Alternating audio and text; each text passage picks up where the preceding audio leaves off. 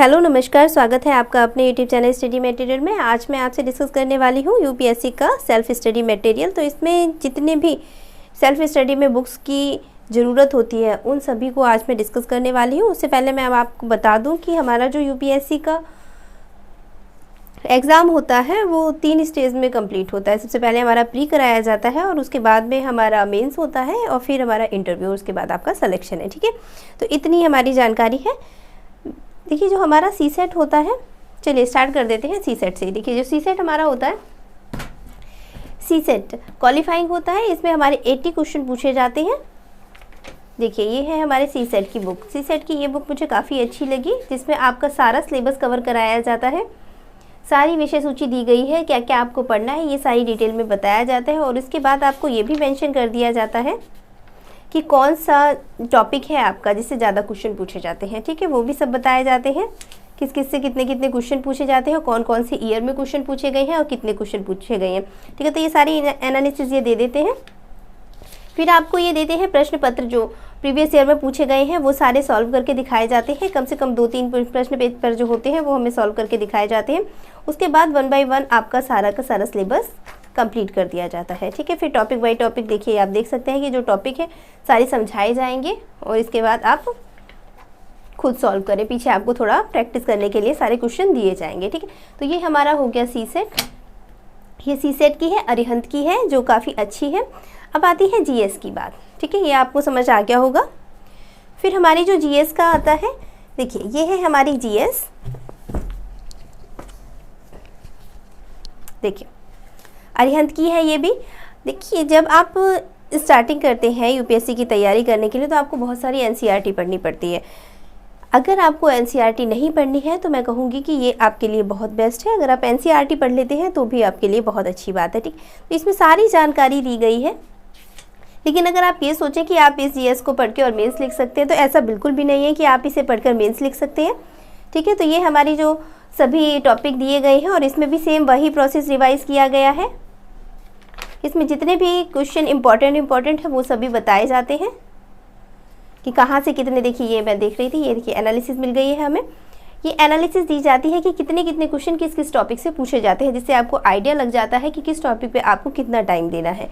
तो इससे आप अपनी सारी जीएस की जो पूछे जाते हैं ना प्रीलिम्स में क्वेश्चंस, तो वो सभी आप इससे कवर कर सकते हैं। ठीक है, ये देखिए व्याख्या के समेत आपको हल करके भी दिखाया जाता है। 2-3 पेपर आपको सॉल्व करके दिखा दिए जाएंगे।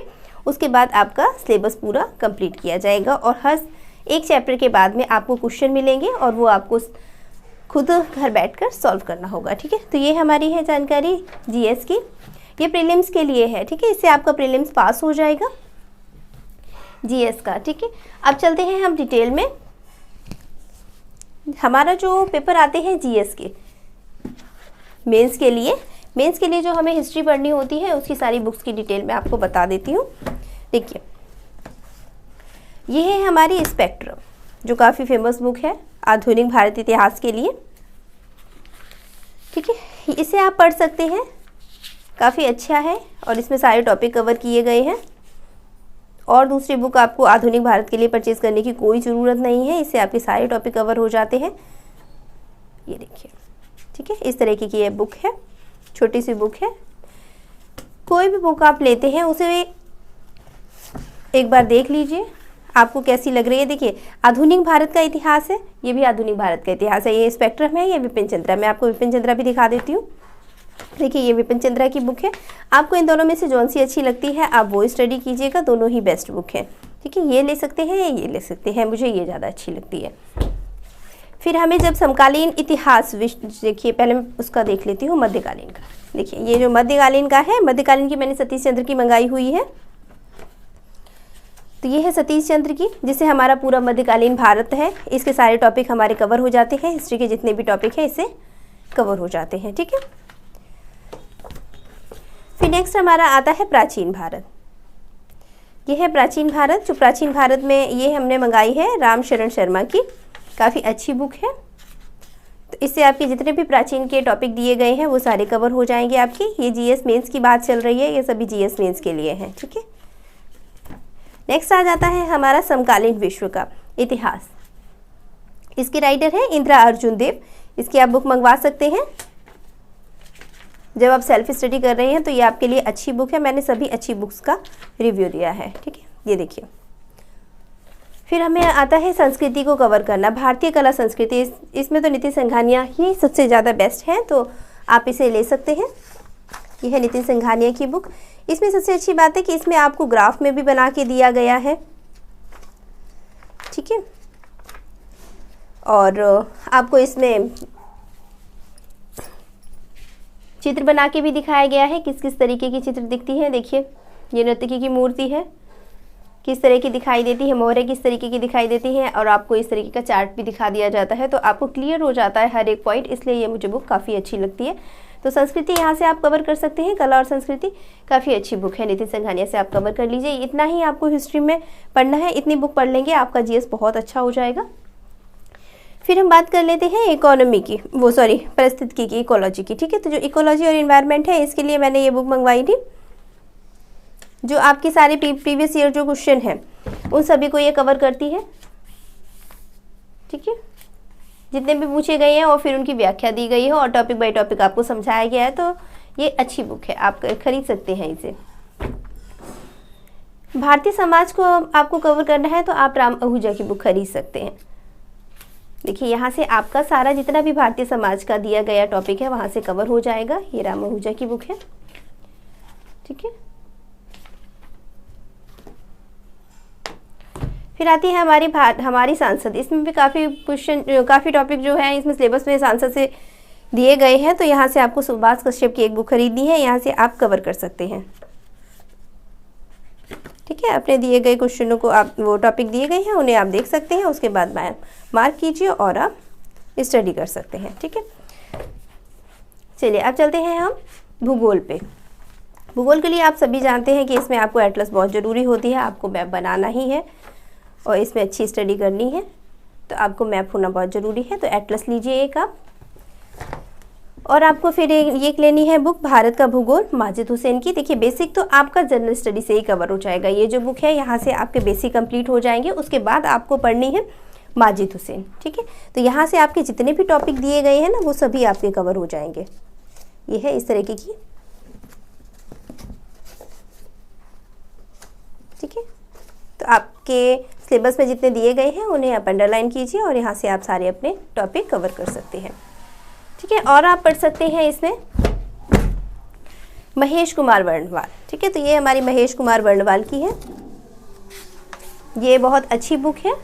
तो यहाँ से आप कवर कर सकते हैं सारे टॉपिक, ठीक है।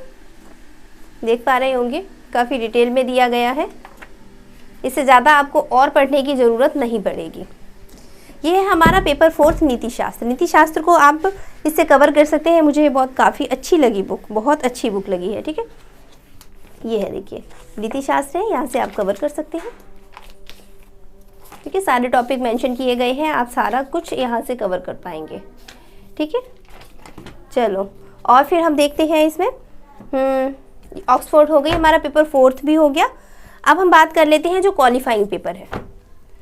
क्वालिफाइंग पेपर हमारा हिंदी और इंग्लिश होता है, दो हमारे क्वालिफाइंग पेपर होते हैं, हिंदी और इंग्लिश। ये रहे हमारे। देखिए आपको ये, अगर आपका ये सही नहीं है, ये अगर आपके पास नहीं हुए तो मेंस के आपके चारों पेपर चेक नहीं किए जाएंगे, इसलिए इन्हें ज़रूरी है करना। तो मैंने ये बुक मंगवाई है अपने प्रिपरेशन के लिए। तो क्वालिफाइंग के लिए आप बुक मंगवा सकते हैं। अगर आपकी अच्छी है तो ज़रूरत ही नहीं है आपको, बस 1-2 बार प्रीवियस ईयर क्वेश्चन पेपर देख लीजिए, ठीक है। यूपीएससी के ऐप पे एक पड़े हुए हैं, उस पर आप देख लीजिए और बस आपका काम हो जाएगा। सिर्फ क्वालिफाई करना है इसे, तो ज़्यादा हल्के में लेने की भी ज़रूरत नहीं है। अगर आपका सब्जेक्ट अच्छा है ये हिंदी इंग्लिश तो ज़्यादा स्ट्रेस लेने की ज़रूरत भी नहीं है। मुझे हिंदी नहीं आती है तो मैंने ये मंगवाई थी, यहाँ से मैंने अपनी हिंदी कंप्लीट की है, ठीक है। तो ये मैं हिंदी की है, जो आदित्य पब्लिकेशन की बुक है,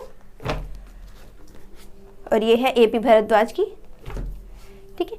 ये मैंने करंट के लिए मंगाई थी 2020 में, राजीव महेश्वरी की, जो मुझे खास तो अच्छी नहीं लगी पर ठीक है, ठीक है। तो आप करंट के लिए मंथली मैगजीन ज़रूर पढ़ें, और एक ईयरली आती है वो भी आपको ज़रूर पढ़नी है, ठीक है।